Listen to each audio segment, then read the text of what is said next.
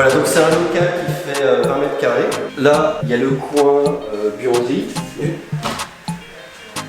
comptoir d'eau et les sous-compteurs, un des appartes. Salut Mathieu, comment vas-tu? Ça va très bien et toi?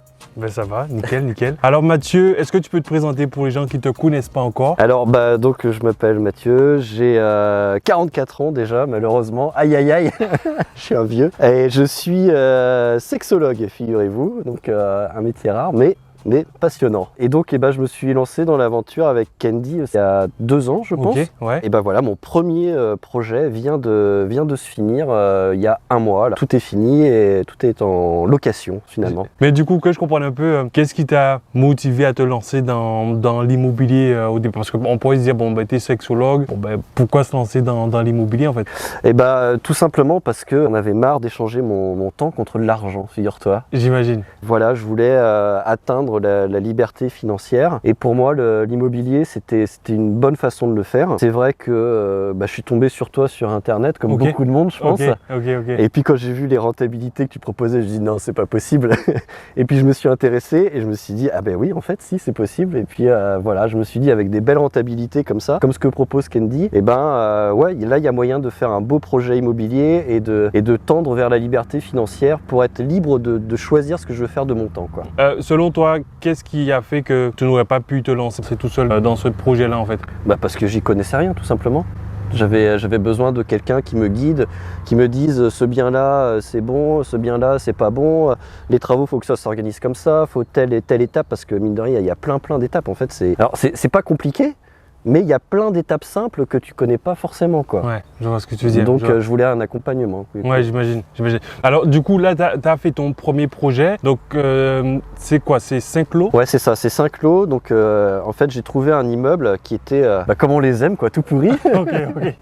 Sauf qu'il n'y avait pas de grosses œuvres, c'était nickel, la charpente et les murs étaient parfaits.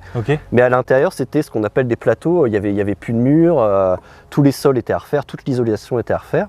Et donc, c'était composé de 2 locaux commerciaux au rez-de-chaussée et d'un grand plateau à l'étage que j'ai transformé en 3 appartements du coup. Comment vas-tu? Salut Candy, ça va? Ça va et toi? Ouais, nickel. Alors nickel, on est où là Mathieu? Là on est en Bretagne, dans une petite ville, puis on est devant mon immeuble que j'ai acheté en mars 2020 et là on est en septembre 2021, en octobre 2021 même. Et ça y est, ça c'est fini il y a 1 mois et donc voilà l'immeuble. Voilà, il y a 2 locaux commerciaux en bas, il y a un salon de coiffure qui était déjà là, plus ici un local que j'ai refait entièrement qui était tout pourri, enfin bref, il y avait de la nature dedans et tout, il y avait de l'herbe et voilà, on l'a refait.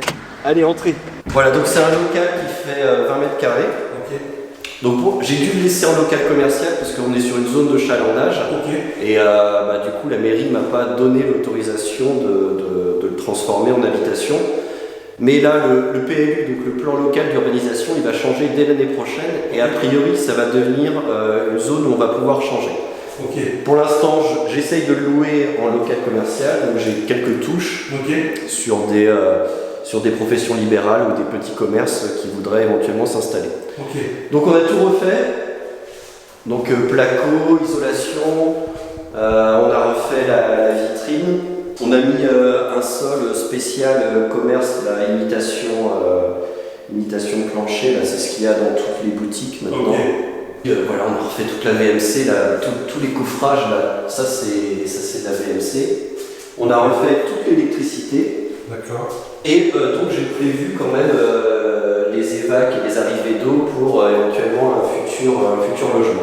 D'accord, ok, nickel. Là, tu as déjà 3 locataires, si j'ai bien compris. Donc j'ai 3 locataires que j'ai trouvé absolument sans difficulté puisque je suis dans une ville qui respecte ce dont on parle dans la formation, les critères pour être sûr de louer rapidement et puis à un bon prix en plus. Exact.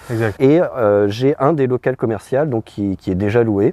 Et là je suis sur des pistes et j'ai quelques touches pour louer le deuxième local commercial. Ok, j'imagine. Alors que je comprenne un petit peu, qu'est-ce que ça t'a fait toi de percevoir ton premier loyer? Le jour où tu te dis bon t'as les clés, mais non t'as les clés c'est déjà une première étape, mais quand tu reçois le premier loyer, comment tu t'es senti? C'est dingue. Les premiers loyers parce qu'en plus il y a un truc qui est agréable, c'est qu'en plus il y a les cautions la première fois qui arrivent sur ton compte. T'es là, oh là là là là, mais j'ai rien fait, il y a plein d'argent sur mon compte, qu'est-ce qui se passe quoi. Donc les cautions plus les loyers, bon les cautions tu vas les rendre après, mais ça fait bizarre quand même de voir. En fait tu récoltes le fruit de ton travail. Et une fois que c'est fini, bah, t'as quasiment, alors pas rien, mais quasiment plus rien à faire.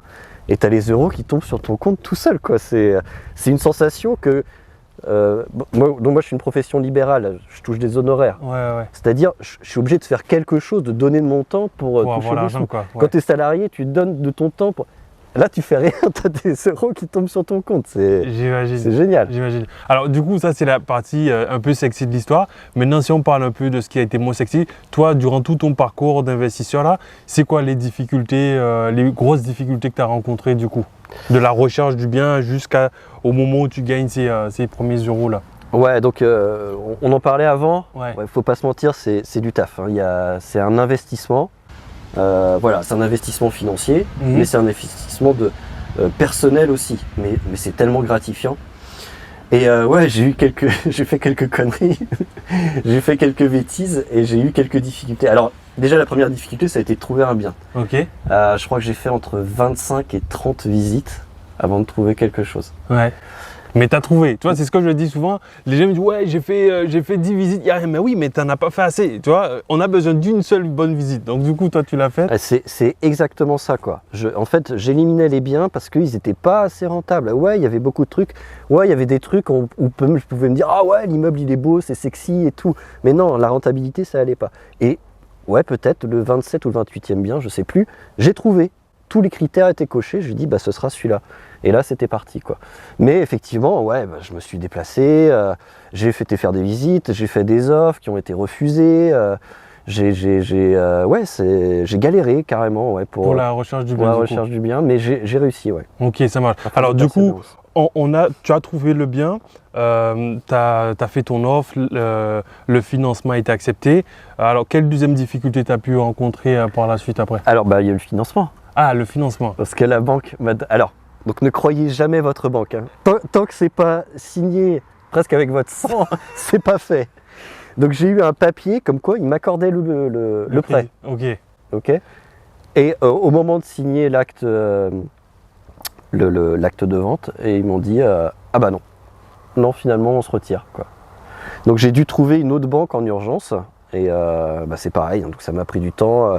Je me souviens, j'étais en vacances à cette époque-là, j'ai dû rentrer de vacances pour faire le truc, mais voilà, c'est pareil, avec la persévérance, en passant des coups de fil à droite, à gauche, on a pu, au prix de changer de banque, trouver un financement. Je vois. Et tu vois, c'est ce que je dis souvent, c'est que les gens pensent que ok, ben, le banquier il m'a dit oui normalement, mais non, parce que s'il t'a dit oui et que tu n'as pas encore l'argent dans ta main, c'est pas bouclé quoi, c'est pas encore gagné. Donc du coup c'est un bon cas d'école ce que tu dis là, de se dire bah, en fait tant qu'on n'a pas signé c'est pas gagné quoi. Alors du coup finalement tu es revenu, tu as pu trouver ton financement. Alors qu'est-ce qui s'est passé ensuite du coup? Alors bon là c'était spécial.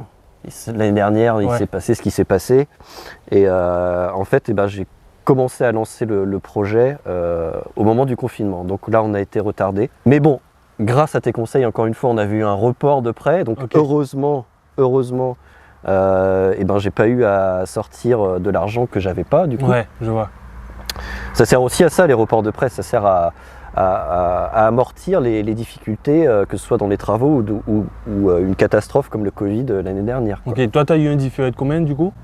J'ai eu un différé de 1 an. 1 an, 12 mois, ok. Donc ça te permet effectivement de pouvoir de pallier à quelques difficultés si il y a un problème de retard ou quoi que ce soit. Du coup, c'est beaucoup plus simple. Ok, donc du coup, tu as eu le confinement, tu as commencé tes travaux.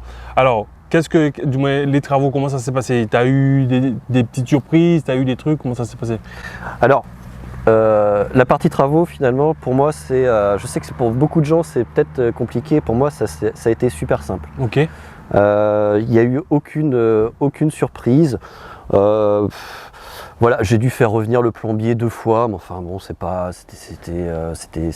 quasiment rien. Il n'y a pas eu de grosses surprises où il y avait un problème de structure, tout ça.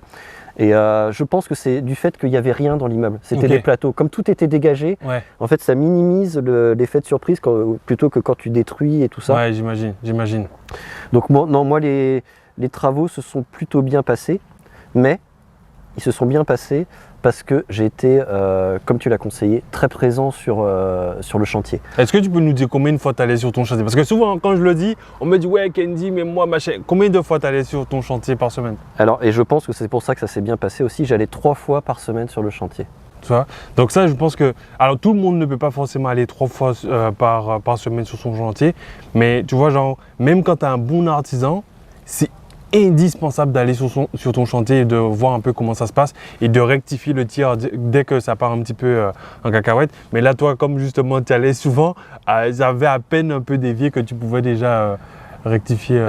Ouais, carrément. Et comme tu dis, en fait, à chaque fois que je venais, ça peut paraître beaucoup, hein, à chaque fois que je venais, il y avait un des artisans qui me disait « Ah, au fait, j'ai oublié de te demander ça, on fait comment ?» Et en fait, il m'aurait pas appelé, quoi.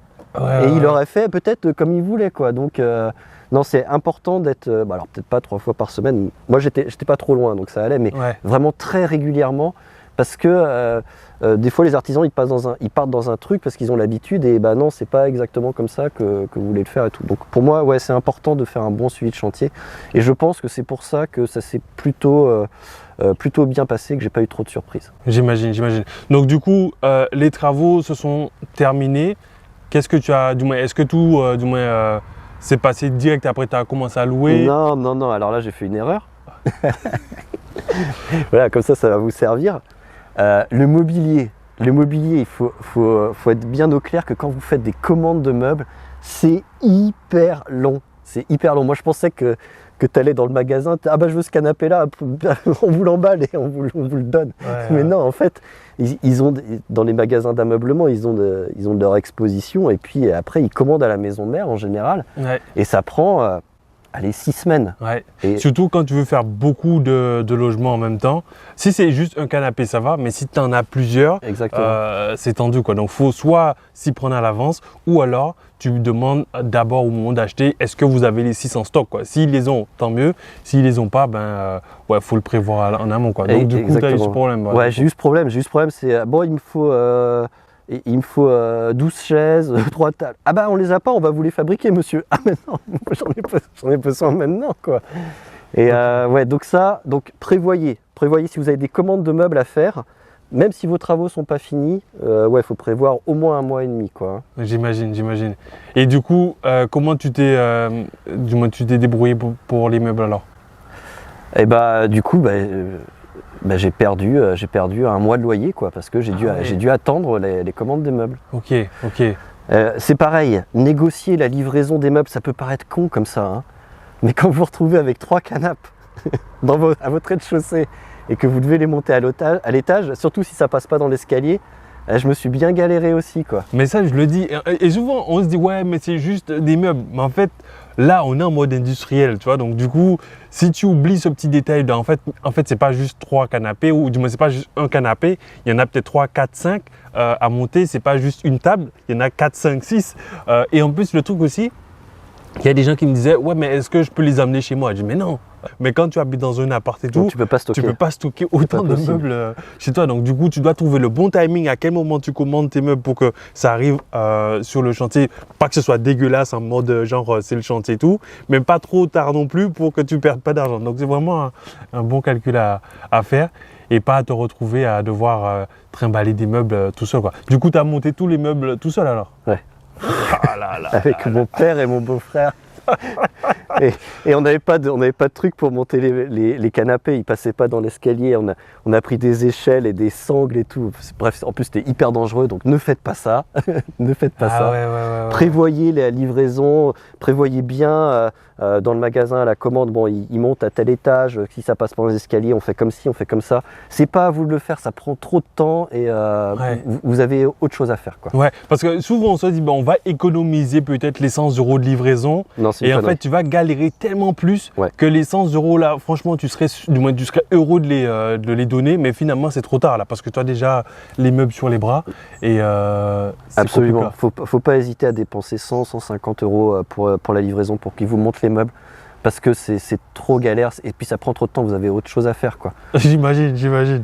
Non mais bon, moi maintenant tu donnes le conseil. Si c'est moi qui le dis, on va se dire ouais mais comme ça, qu'elle dit machin. Mais là, tu as un cas d'école et je pense que quand tu l'as vécu, c'est encore plus...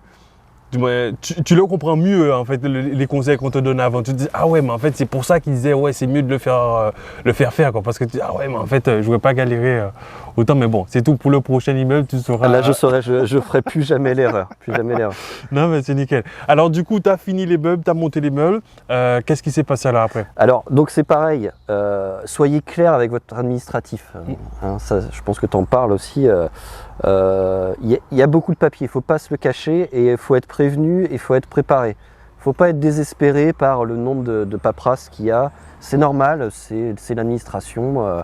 Voilà, donc faites les papiers au fur et à mesure, surtout ne laissez pas s'accumuler. Que ce soit votre comptabilité, les déclarations à la mairie, les déclarations aux impôts. Si vous le faites très régulièrement, franchement, ça passe crème, quoi. Ouais, j'imagine. Non, mais ça, c'est cool que tu puisses donner ce retour d'expérience. Au moins, maintenant, tu sais ce que ça passe, du moins comment ça se passe. Maintenant, pour les prochains projets, ben, tu seras rodé. Mais de toute façon, on apprend à marcher en se cassant la figure et voilà, faut pas trop se casser la figure trop fort, quoi. C'est ça le problème. C'est ça. Et Candy, il a, voilà, de par le coaching, alors. Bon, c'est vrai qu'une fois que les travaux étaient lancés, je suis moins venu au coaching parce que ça passait bien. Mais avant, vous avez des réponses tout le temps aux questions innombrables que vous allez vous poser. Donc ouais, ça c'est très très bien aussi, quoi. Selon toi, quel est l'élément du programme qui t'a le plus aidé, ou je sais pas, que ce soit peut-être une vidéo ou un point qu'on a vu, où tu te dis franchement si j'avais pas vu ça, j'aurais été... Déjà, pour moi, le plus important, c'est savoir déterminer la rentabilité d'un bien quand tu le visites. Ouais. Et alors, l'avantage d'avoir fait 1000 visites, c'est qu'à la fin, j'avais l'œil et je disais, ouais, ça c'est bon, ça c'est pas bon. Je faisais mes calculs avec le code 127. Je faisais clac, clac, clac, ok, c'est ce prix-là. Et à la limite, je pouvais faire des offres presque dans la foulée. Je savais exactement quel était le prix. Donc, ça, c'est super important. De ne pas avoir de surprise sur la rentabilité de votre bien. Ouais. Ça, dans le programme, c'est génial. Après, sur l'enchaînement des travaux, mais quand tu connais rien, c'est au moins de savoir quel sol il faut mettre, qu'il faut mettre de la VMC, que les ballons d'eau chaude, comment ils marchent, que la plomberie, comment ça s'organise. Quand tu connais rien, tu peux pas l'inventer, quoi. Ouais, j'imagine. Tout ça, c'est dans le programme. Et puis après, sur la gestion de ton bien, comment ça marche, et puis tu donnes aussi une introduction sur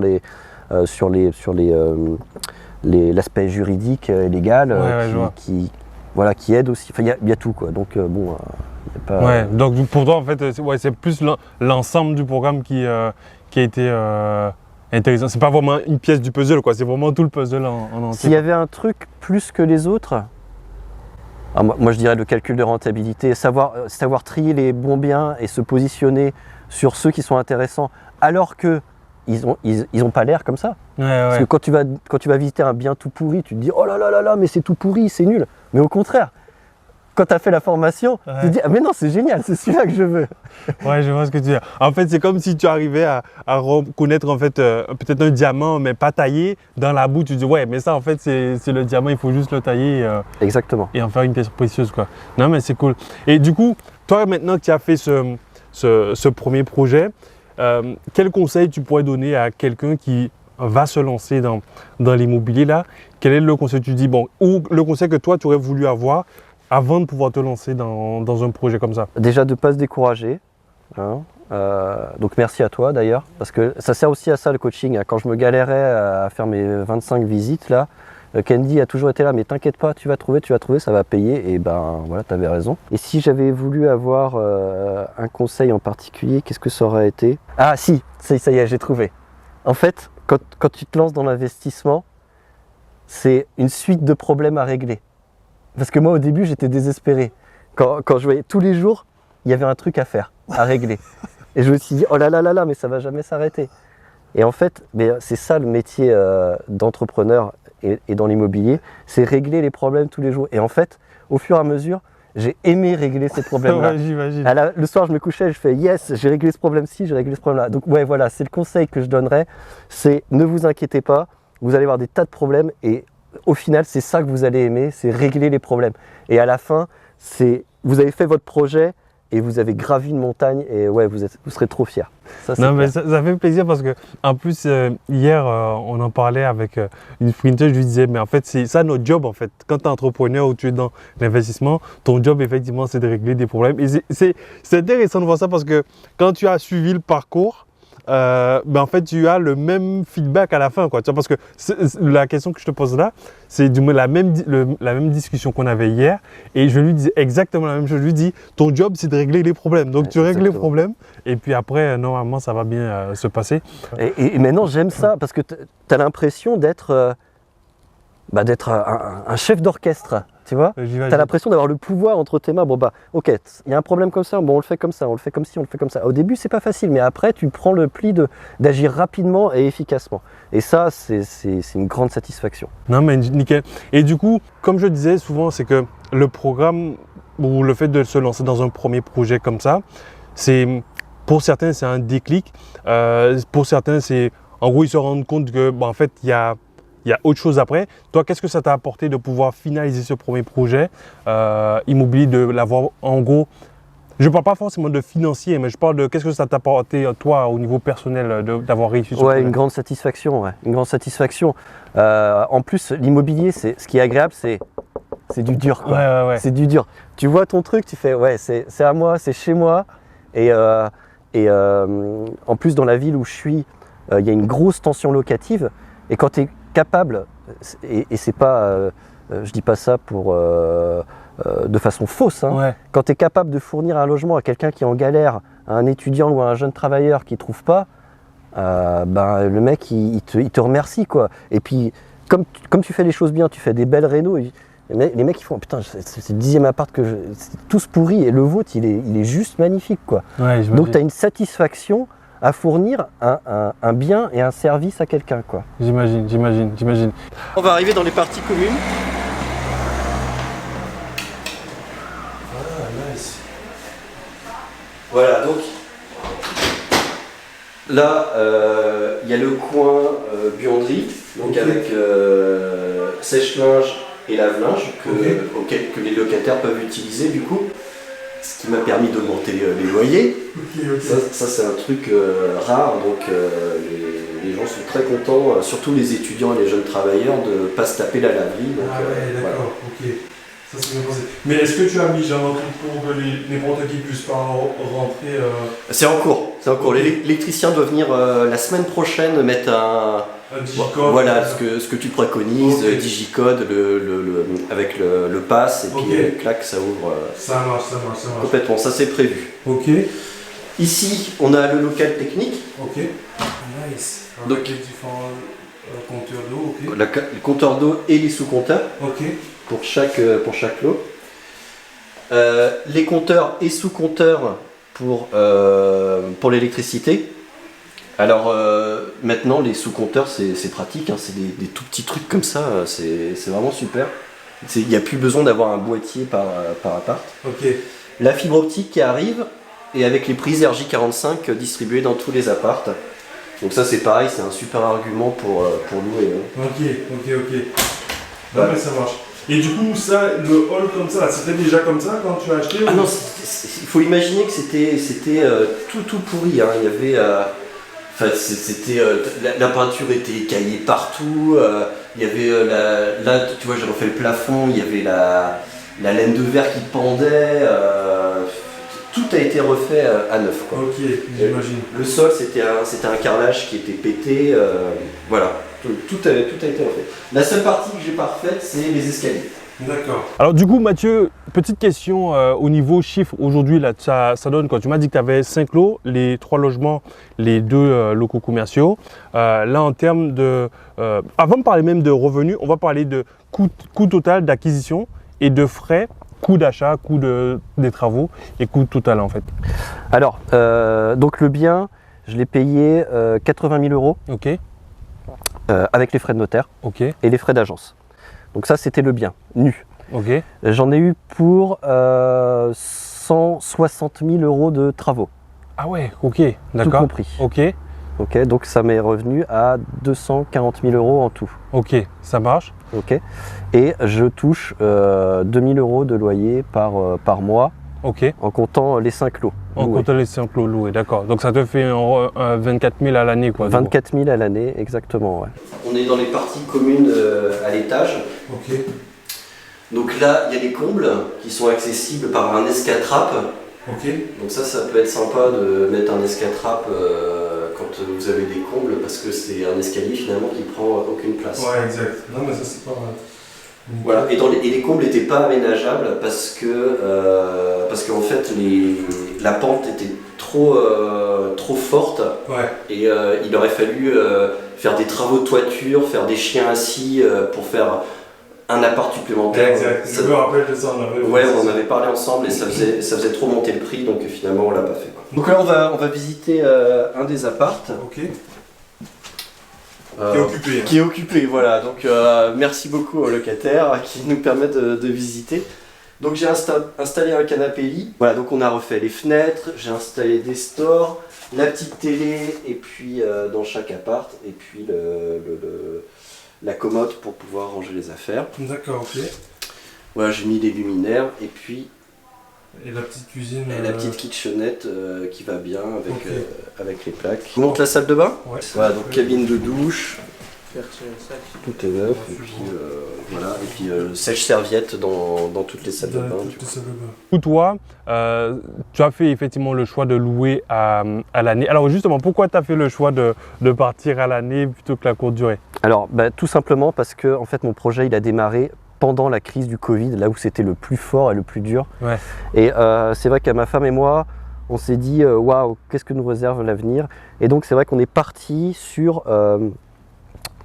des locations longue durée. Il y a une deuxième raison à ça. Dans la ville où je suis, là, il y a une très forte tension locative.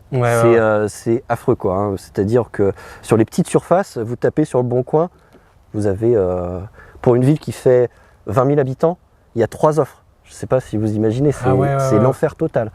Donc, avec des biens de qualité, plus une offre très faible et une demande très importante, en fait, on loue Très facilement, quoi. très facilement et plus cher. Ouais, je vois. D'accord. Ok, donc en fait, les logements que tu as, en gros, un studio chez toi, il est à peu près à 400 euros, quoi, en moyenne. Avec les charges, il est à 450 euros, ouais. D'accord, ok. Un studio qui fait 18 mètres carrés, quoi. Ouais. Et donc, voilà, pour une ville comme ici, le prix d'achat est bas et par contre, les loyers sont hauts. Donc, on avait une très bonne rentabilité, même en faisant de la location longue durée, du coup. J'imagine. Mais du coup, qu'est-ce qui t'a permis d'avoir ce bien si peu cher, en fait? Donc, il y a 2 locaux commerciaux, dont un salon de coiffure. Ouais. Et c'était la personne qui avait le salon de coiffure qui avait tout l'immeuble. D'accord, ok. Et en fait, elle avait un point de douleur, comme On voit dans le programme. qu'on voit dans le programme, c'est qu'elle avait besoin de vendre rapidement. Donc, j'ai pu négocier le prix de vente à la baisse. Et c'est très important parce que c'est là que se font les affaires. Hein. C'est vraiment sur le prix de vente. Ouais. Vous pouvez faire des travaux un peu moins chers, effectivement, mais c'est vraiment sur le prix de vente que là, vous allez faire toute votre rentabilité. Je pense que tu seras d'accord avec ça. Ouais, je suis tout à fait d'accord, exactement. Parce que le truc, c'est qu'une fois que tu as payé le prix fort au départ, ben, le prix du bien, il ne peut plus changer, quoi. Alors que les travaux, tu peux toujours te dire, ok, ben, tu vas optimiser, tu vas peut-être pas mettre ça, tu vas plutôt mettre ça, tu peux toujours le diminuer. Mais c'est vrai que le prix du bien, c'est vraiment, selon moi, c'est les 2 éléments sur lesquels il faut vraiment se focaliser pour faire en gros, avoir une meilleure réduction, c'est le prix du bien et le prix des travaux. Souvent, je vois des gens qui essayent de négocier genre les frais de notaire, machin et tout, ou alors essayer de négocier les frais de dossier, genre ça coûte 500 balles, tu vois, genre sur un projet à 200 000 euros. Oui, ou les frais d'intérêt, les taux d'intérêt des prêts. Oui, c'est peanuts, quoi, donc du coup, ça sert strictement à rien. Autre chose, les devis. J'ai fait 3 devis, ça allait tenez-vous bien, hein, ça allait du simple quasiment au double. Hein. Donc faut vraiment faire plusieurs devis. Et si j'avais pris un artisan au hasard, mon projet il aurait pu couler, quoi. Hein. Donc, ouais, j'imagine. Non, faut vraiment être clair là-dessus. Il y a des gens, c'est pas la plupart, mais il y a des gens qui abusent.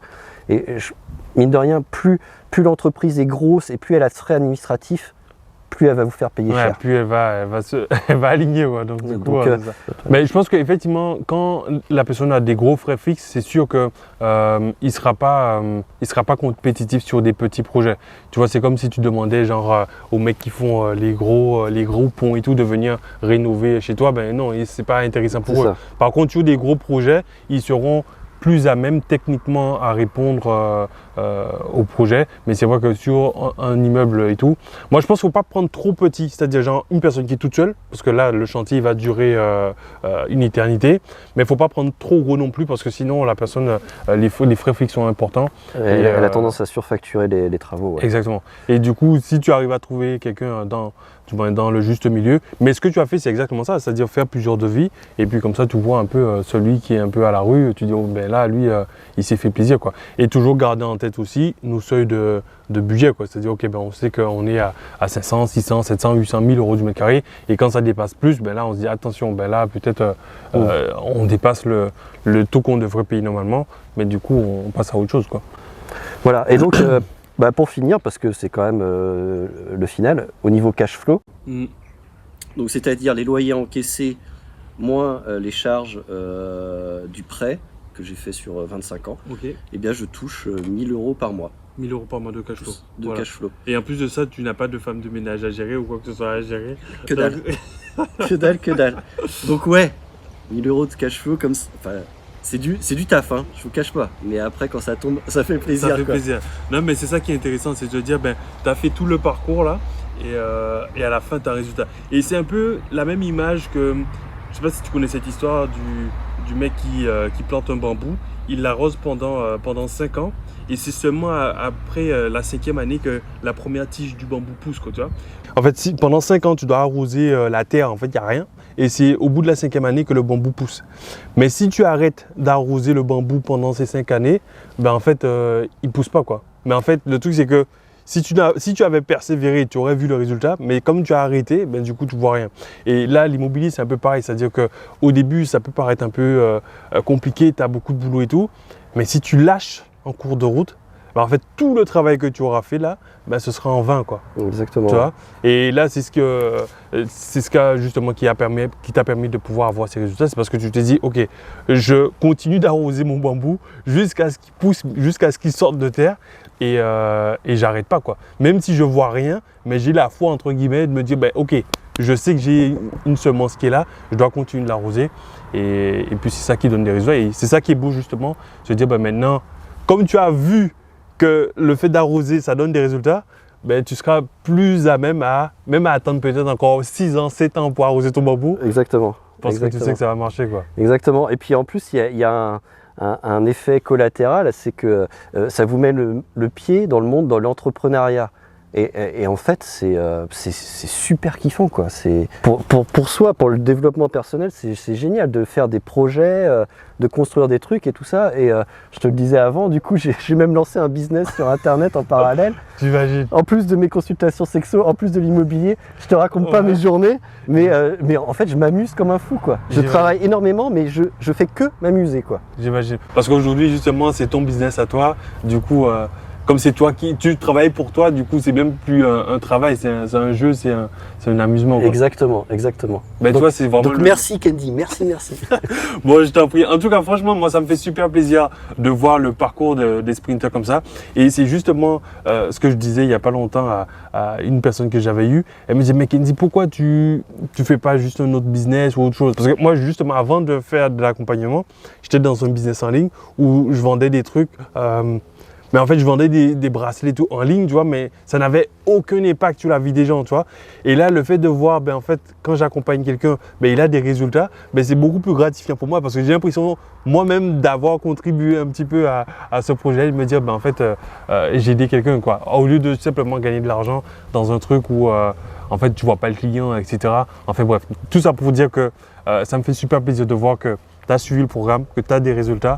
Et puis voilà, parce qu'on peut débattre de tout, mais comme on dit, on peut pas débattre des chiffres et des résultats, quoi. Donc, non, c'est clair. C'est clair. Ce que tu dis, ouais, c'est que tu apportes le truc. Moi, ma femme me disait, ouais, dis à Candy de rester manger ce soir, je veux que les enfants le voient. J'imagine. Ouais, ça a un réel impact. Donc, merci encore. Bon, mais en tout cas, ton histoire est vraiment très inspirante. Je ne sais pas qu'est-ce qu'on peut te souhaiter pour la suite, là, alors, Mathieu. Bah, je suis en train de faire d'autres visites, là. J'ai fini le premier, je vais enchaîner le second, c'est sûr et certain. Et ouais, carrément, ouais. Ce que tu peux me souhaiter, c'est de continuer dans ces projets-là, quoi. Bon, mais c'est ce qu'on te souhaite. En tout cas, ça m'a fait super plaisir de venir ici te voir dans ce projet, en tout cas dans ta ville ici pour pouvoir voir ton projet. Je vois que tu as suivi la méthode, le truc il marche, il tourne. Maintenant, comme on dit, le ciel c'est la limite, donc continue d'avancer et puis on te souhaite que de la réussite pour la suite et puis j'espère qu'on viendra prochainement te voir pour le prochain projet. Pas de problème. Bon ben Mathieu, on te remercie pour la visite, j'espère que cette vidéo t'a plu et si tu penses que ça peut aider une autre personne, ben, je t'invite à lui partager cette vidéo et si tu n'es pas encore abonné à la chaîne, ben, tu sais ce qu'il faut faire. Je t'invite à mettre un pouce bleu pour encourager Mathieu et pour justement le remercier d'avoir partagé toutes ces informations et puis nous on te dit à très bientôt, on te dit ciao ciao. Salut.